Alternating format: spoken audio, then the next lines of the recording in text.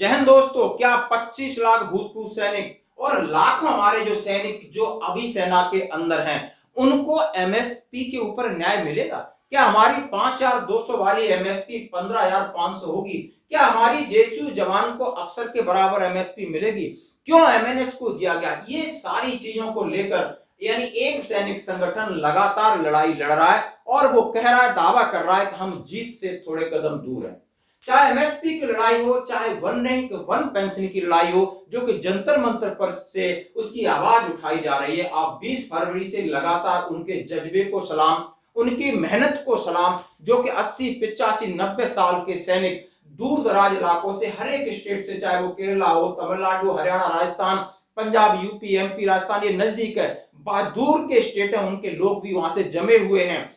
आप समझ सकते हो कि गर्मी है, मच्छर है, लेकिन अपनी आवाज को बुलंद किए हुए हैं। किसी न किसी तरीके से सरकार को अवगत उन्होंने करा ही दिया है कि नहीं, वो आरोपी पर अनोमलीज है और सरकार मन बना चुकी है। शायद वो आरोपी पर ये सैनिक संगठन हमें जीत दिलाएंगे या एमएसपी पर जो लड़ाई चल रही है उसमें हमें इक्वल एमएसपी मिलेगी। यदि ऐसा होता है तो शायद एक ऐतिहासिक विजय होगी और सबसे बड़ी चीज है कि सैनिक एकता की विजय होगी। तो फ्यूचर में अब हमें किसी कंधे की जरूरत नहीं, हम अपने दम पर इस लड़ाई को जीत सकते हैं। जो भी संगठन है सबको सल्यूट हमारे व्यूअर की तरफ से। अब बात करते हैं कि आखिर इक्वल एमएसपी को लेकर अभी तक हुआ क्या है। जैसे कि एक लेटर जो सर्कुलेट हो रहा है, ये दावा किया जा रहा है कि समान एमएसपी 2016 से जो विसंगति हुई है, 10,500 एमएनएस की, 5,200 जेसीएस जवानों की और 15,500 अफसर की, इसके ऊपर एक पीआईएल जनहित याचिका दायर की थी, जो सीधे कोर्ट ने सरे से खारिज कर दिया था कि ये सर्विस मैटर है, इसमें हम कुछ नहीं कर सकते हैं। बात 2016 खत्म होता है, जब 17 शुरू होता है तो रिट फाइल किया जाता है और उसमें कुछ दो एक्स सर्विसमैन है, सरकारी वकील ने इस रिट को लंबा खींचा और करीब 1.5 साल तक तारीख पे तारीख चलती रही और उसमें कुछ नहीं मिला। न्यायमूर्ति हेमा कोहली का जिक्र किया है उन्होंने, उनकी बेंच ने रिट पर सरकार को 8 वीक के अंदर यानी स्पीकिंग ऑर्डर जारी करने का आदेश दिया और 2018 में हम उसमें कामयाब हुए, रिट आपके ऊपर स्पीकिंग ऑर्डर जारी किया गया। इसके बाद इसकी कमान संभाली वॉइस ऑफ एक्सर्विसमैन और जो भी संगठन थे उन्होंने संयुक्त रूप से इस पे काम किया और उन्होंने, मैं 2022 पे सीधा आता हूं कि उनके एडवोकेट नितेश गुप्ता पर काफी भरोसा है, काफी चीजें आपने देखी होगी कि वो इस 7वें वेतन आयोग के फैसले को रिव्यू कराने के लिए राजी हो गए और उनके आगे वो हमसे क्या डिमांड कर रहे हैं उन्होंने कहा है, इस पर मैं आपका प्रकाश डालना चाहता हूं। यानी 10 फरवरी 2023, इन सब चुनौतियों से कोई इस विषय का अनुभव वकील ही निपट सकता है। फिर हमने सुप्रीम कोर्ट का सीनियर एडवोकेट नितेश गुप्ता जी को अप्रोच किया, जो मेजर जनरल बैंस का चर्चित केस जितवा चुके हैं।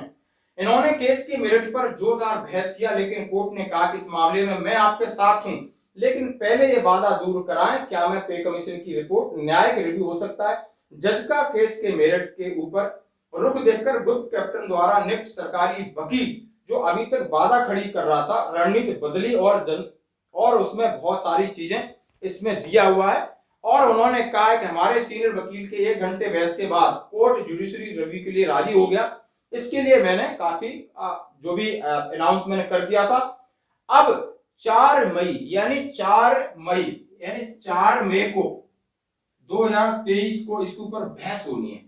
अभी ये फाइनल बहस होगी या आगे कुछ और होता है, लेकिन इन्होंने रिक्वेस्ट किया, कोर्ट ने कहा है कि आप एमएसपी बढ़ाना चाहते हैं और अधिकारी के बराबर करना चाहते हैं।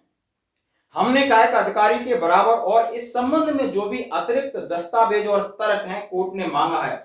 आप लोगों के पास भी इस संबंध में कोई मटेरियल है तो उपलब्ध कराएं और केस में मदद करें। ये अकेले वॉइस किसी एक संगठन का केस नहीं है, ये मैं 25 लाख और लाखों सैनिकों के अधिकार का मामला है दोस्तों। तो ये छोटा मोटा इसका जो अपडेट था, जिसका मैंने समराइज किया कि आखिर किसी के पास भी कोई लीगल लोग रहे हैं या कोई एडवोकेट है या उन्होंने इंडिविजुअल एमएसपी के बारे में स्टडी किया हो, तो आप समझ सकते हो, इनका नंबर है, इनका ईमेल आईडी है, इस पर जाकर के आप उस अपने डॉक्यूमेंट को अपलोड करिए, ताकि ये जो हमारे सबकी लड़ाई है, कोई भी संगठन लड़ रहा है, जितना भी जैसे भी किस प्रकार भी हम सहयोग कर सकते हैं, तन से, मन से, धन से, सोशल मीडिया से, तो अवश्य करें। ये हमारी आपसे रिक्वेस्ट है।